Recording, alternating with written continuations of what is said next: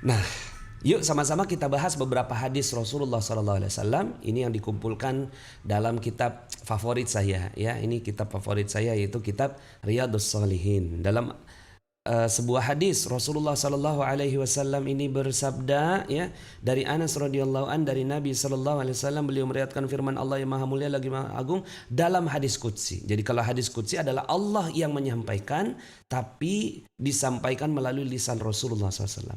Apabila seorang hamba mendekatkan diri kepadaku sejengkal, masya Allah, sejengkal nih, ya.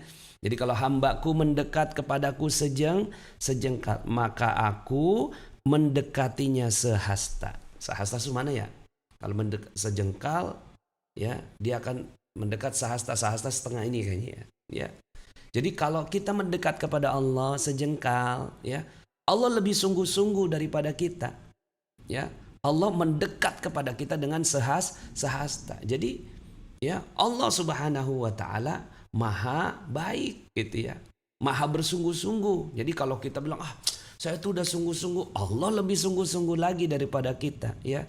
Kemudian apabila, ya, ia mendekatkan dirinya kepadaku, kepada Allah maksudnya, sehasta, maka aku, ini bukan kau, ya, maka aku akan mendekat dengannya sedepa, ya.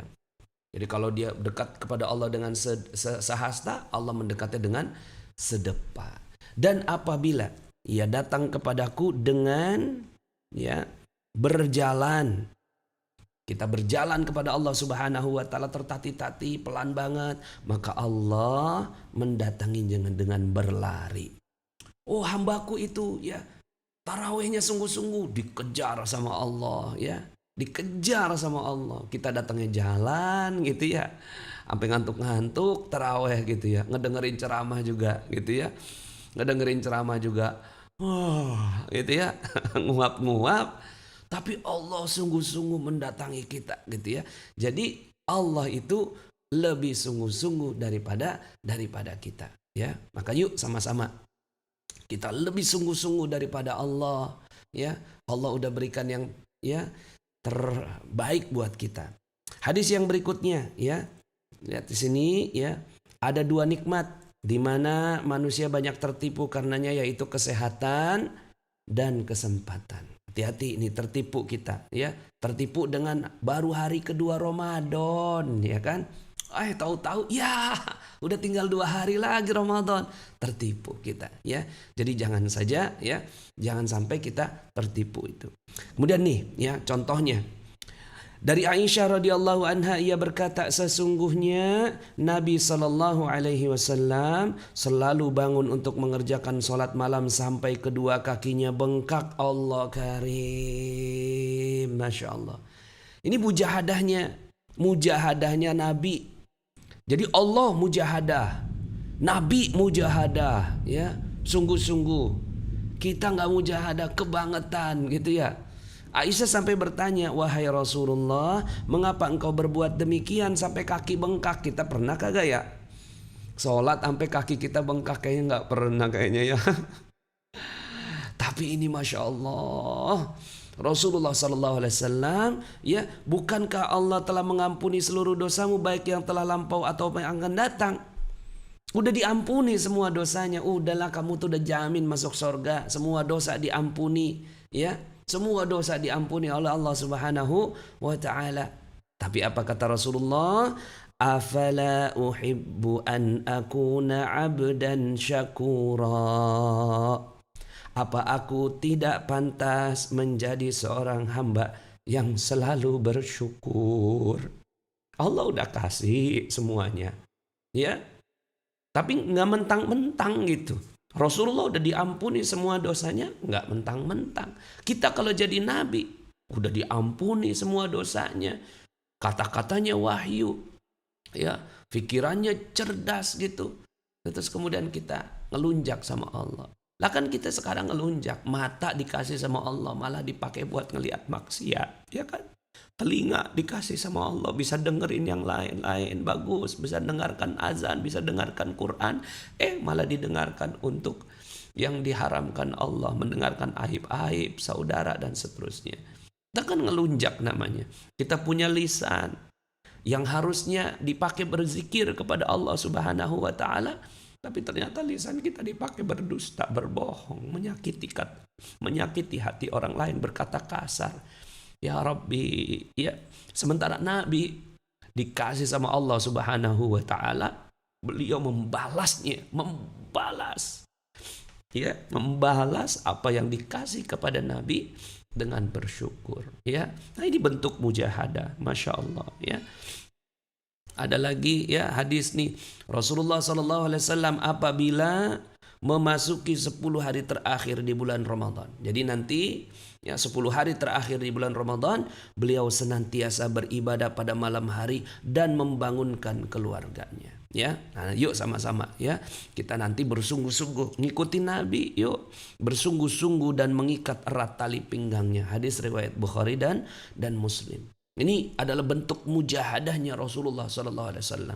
Ada lagi hadis yang lain ya, orang mukmin yang kuat lebih baik dan lebih disukai Allah daripada orang mukmin yang lemah dalam segala hal.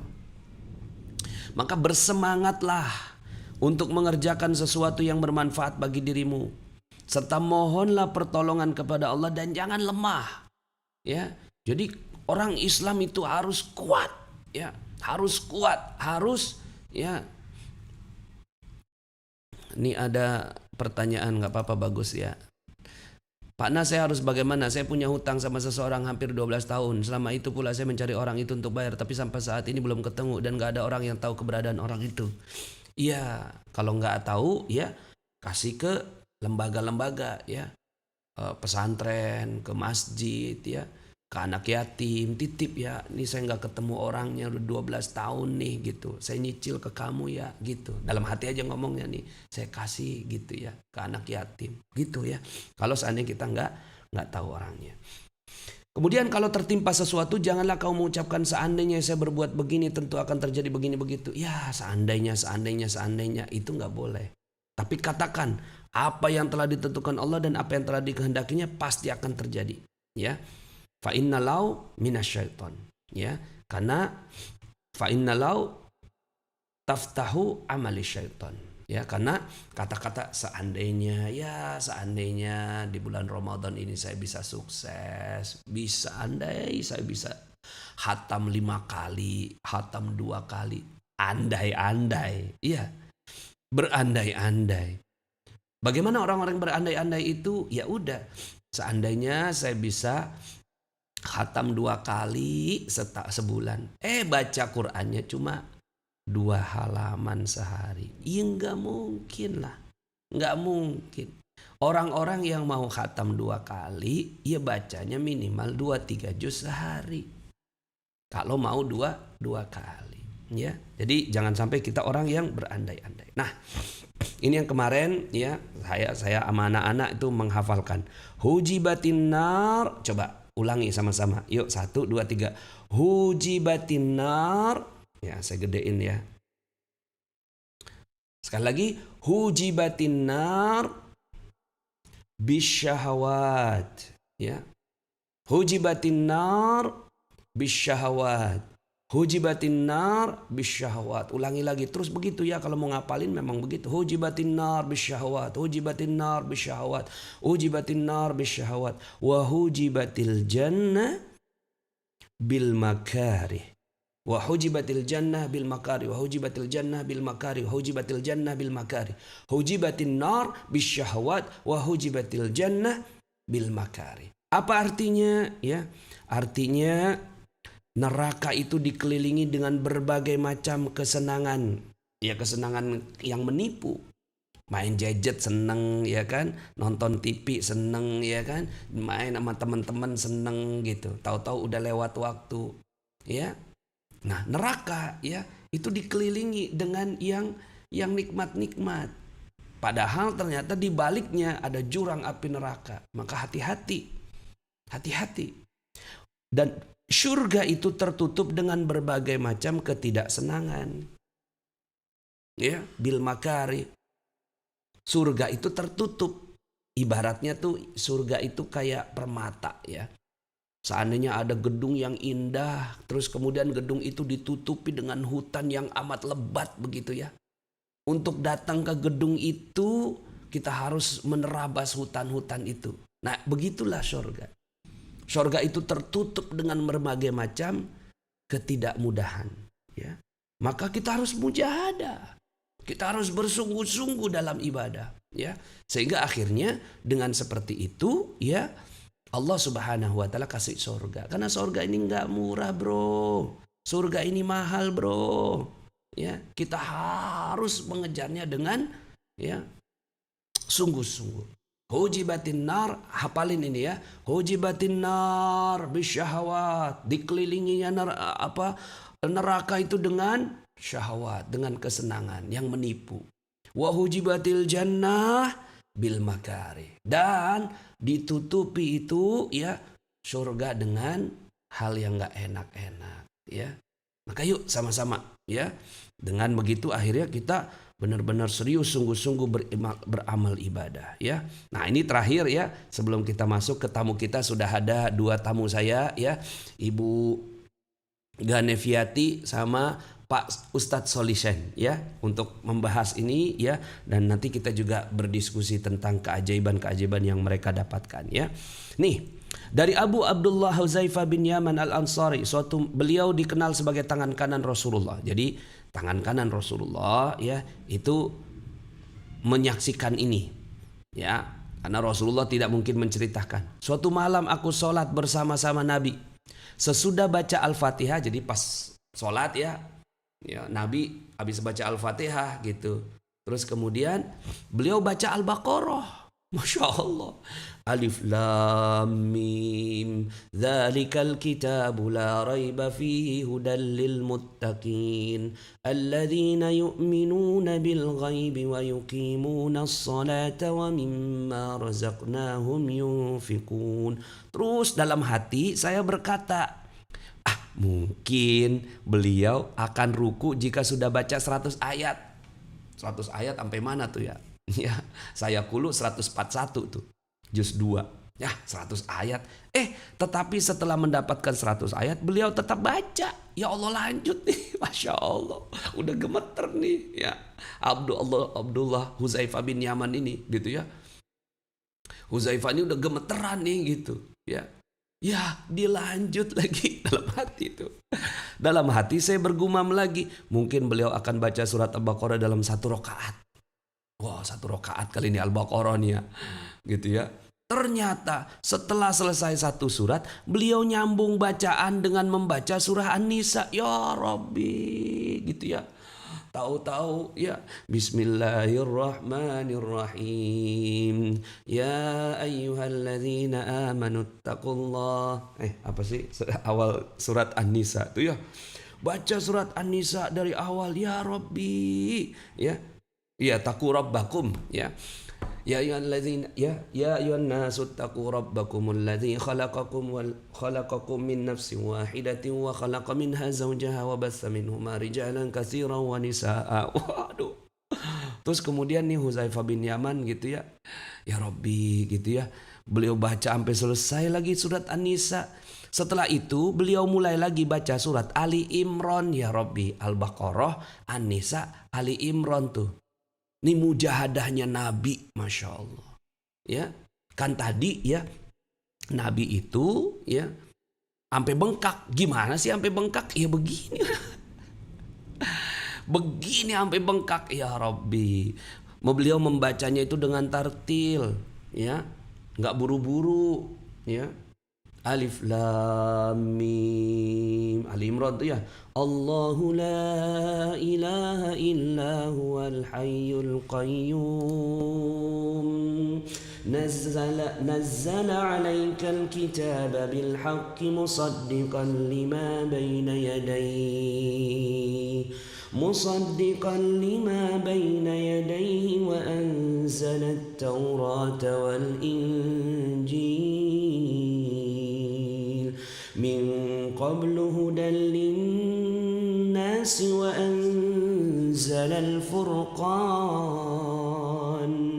إن الذين كفروا بآيات الله لهم عذاب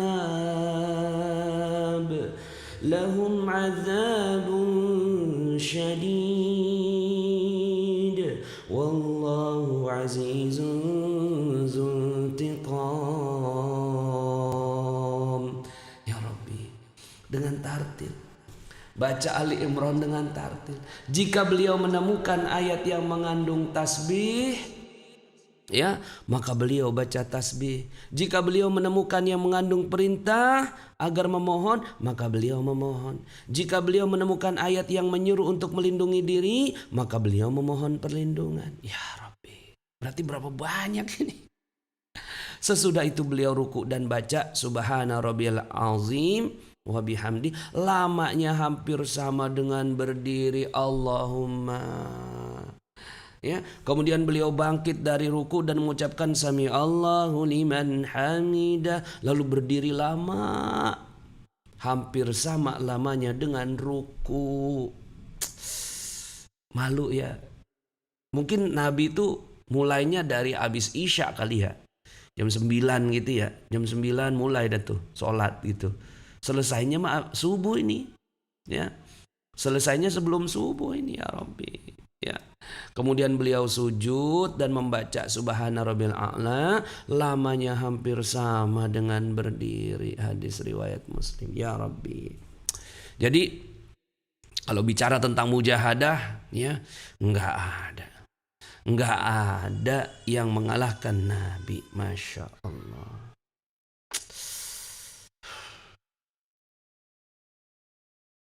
Masya Allah. Ini sampai tuh ya. Saya sholat bersama-sama Nabi pada suatu malam. Beliau memperpanjang sholat sampai ada keinginan buruk yang terbetik dalam benakku. Maksudnya tuh pengen, ya Allah, udah capek ya Allah, udah capek ya Allah.